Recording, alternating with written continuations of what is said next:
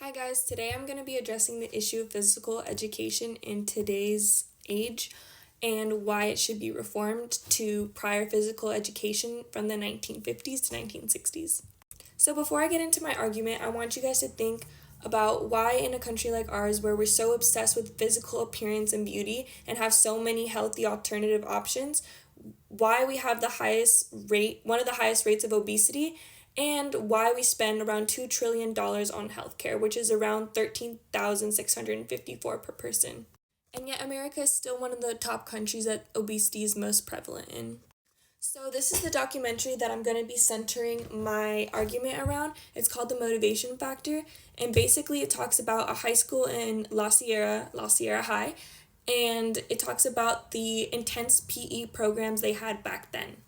So just to give you guys some context, this is what the kids would do during PE back then, and this is the shape they're in. Here's another photo, and some more photos of the kids doing rigorous stuff in PE. So the man behind it all, his name was Stan Leproti, and he was a World War II veteran who basically turned the high school around from being a dump to being one of the most sought after high schools due to its PE curriculum. This curriculum was also adopted by 4,000 other schools and was pushed to be the standard curriculum by JFK. Okay, so in the documentary, they actually interviewed the kids from the 1960s who went through the program now.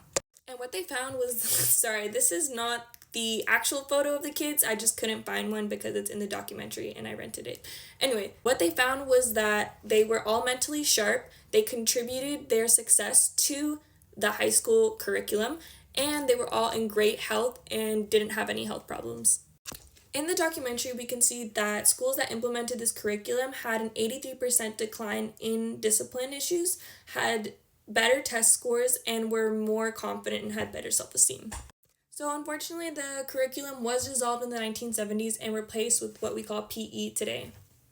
Okay, if you guys zoned out, because I did say a lot, basically this is just the overview. Why change and reform, spend less money on healthcare, decrease in health problems, and teaches self-discipline, which equals confidence. Okay, so in conclusion, if we do not currently reform the PE programs we have now, we will be the first generation to not live as long as our parents. And we will end up like this in our future. Thank you.